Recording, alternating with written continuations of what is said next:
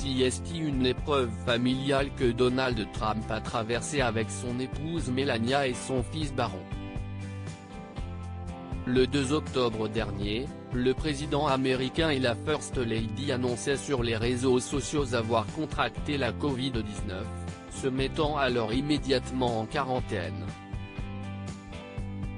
Toutefois, par mesure de précaution, les médecins ont envoyé Donald Trump à l'hôpital, tandis que son épouse est restée à la Maison Blanche, et ce avec son fils Barron, lui aussi testé positif.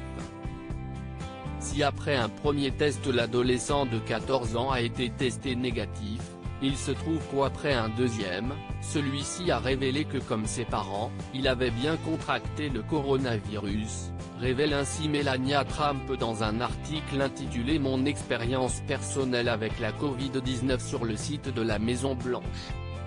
Après avoir été testée elle-même positive, la First Lady explique qu'elle a immédiatement pensé à son fils Barron, s'inquiétant que malgré un test négatif, il finisse par l'avoir lui aussi. Ma peur est devenue réalité quand il a été testé à nouveau et que cela s'est avéré positif. Heureusement, il est un adolescent fort et ne présente aucun symptôme, explique-t-elle. Melania Trump heureuse d'avoir vécu cela avec son mari et son fils. Si Donald Trump a été contraint de faire un petit passage à l'hôpital, pour une hospitalisation hors de prix, Melania Trump elle, explique voir en cette expérience un moment qui a rapproché sa famille.